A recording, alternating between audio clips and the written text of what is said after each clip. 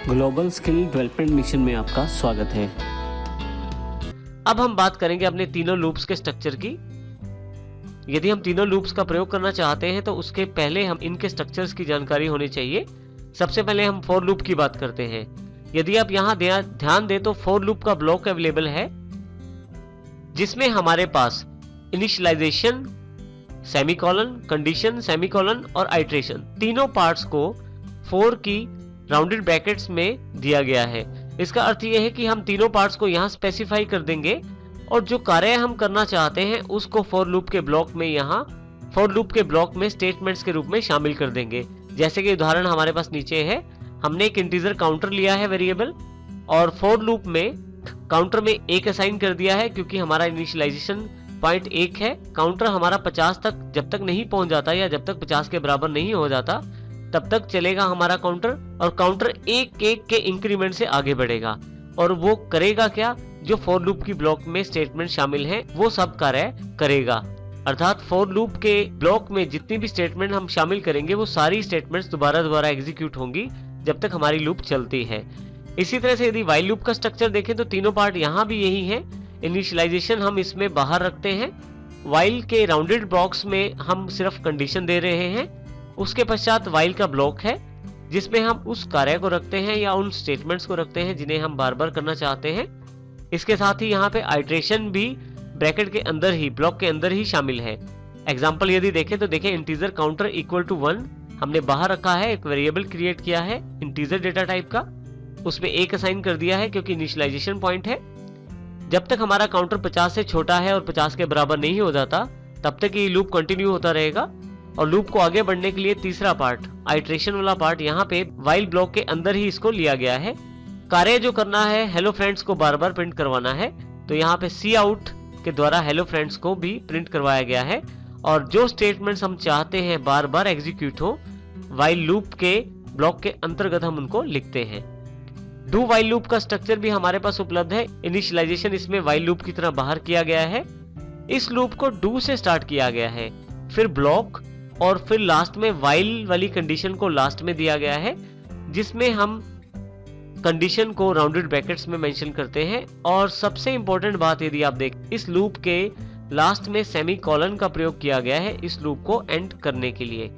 अब सेमीकोलन का ध्यान जरूर रखें, यहाँ पे लगाना जरूरी होता है। हमारे पास ब्लॉक के अंतर्गत, डू ब्लॉक के अंतर्गत हमने उन स्टेटमेंट्स को शामिल किया है जिनको हम बार बार एग्जीक्यूट करना चाहते हैं, और साथ ही यहाँ पे आइट्रेशन पॉइंट भी शामिल किया गया है। एग्जांपल यहाँ नीचे की तरफ हमारे पास उपलब्ध है, इंटीजर काउंटर इक्वल टू 1, एक वेरिएबल बनाया गया काउंटर जिसमें 1 असाइन किया गया, उसके पश्चात स्टेटमेंट जो प्रिंट करवानी है, और फाइनली काउंटर को प्लस प्लस किया गया यहाँ पे।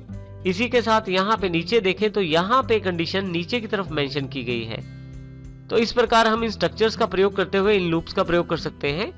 एक बात यहाँ ध्यान देने योग्य है कि फॉर लूप और व्हाइल लूप यदि आपकी कंडीशन गलत होती है तो ये एग्जीक्यूट नहीं होंगे, परंतु डू व्हाइल लूप में यदि आपकी कंडीशन फॉल्स भी है, गलत भी है, तो भी ये एक बार एग्जीक्यूट जरूर होगा क्योंकि इसमें कंडीशन को नीचे की तरफ चेक किया जाता है जबकि फॉर और व्हाइल में कंडीशन को ऊपर की तरफ चेक किया जाता है।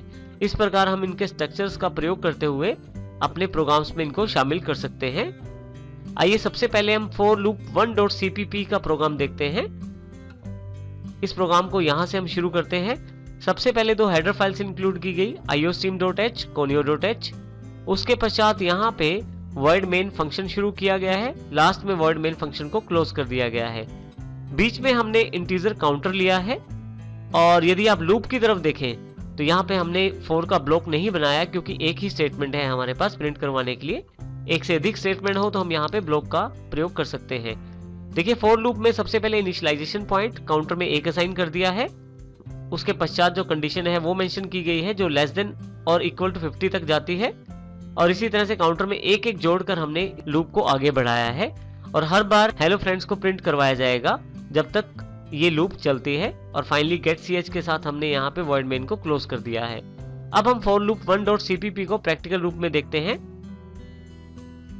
देखिए, यहाँ हमारे पास प्रोग्राम पहले से ओपन है for loop 1.cpp। हमारे कंपाइलर सॉफ्टवेयर में सबसे पहले हेडर फाइल्स इंक्लूड की गई, और यहाँ पे लूप के तीनों पॉइंट्स को डिफाइन किया गया है, इनिशियलाइजेशन, कंडीशन और उसके बाद इंक्रीमेंट, और उसके पश्चात हेलो फ्रेंड्स को प्रिंट करवाया गया है।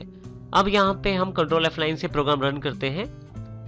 आप देखेंगे हेलो फ्रेंड्स को प्रिंट करवा दिया गया है। लूप की सबसे बड़ी खासियत यह है कि यदि मान लीजिए मुझे यही लाइन 500 बार प्रिंट करवानी है तो केवल यहाँ पे मुझे सिर्फ 0 ऐड करना है, यानी कि 500 नंबर बनाना है। और फाइनली जैसे ही मैं यहाँ कंट्रोल F9 करता हूँ तो प्रोग्राम मेरा चल जाएगा। इसी प्रकार अगर 5000 करना है तो उसके लिए भी एक 0 एक्स्ट्रा लगाना है। तो आप आसानी से अपनी स्टेटमेंट्स को जितने चाहे उतने नंबर ऑफ टाइम्स एग्जीक्यूट कर सकते हैं लूप्स की सहायता से, और इस प्रकार हम फॉर लूप का प्रयोग कर सकते हैं।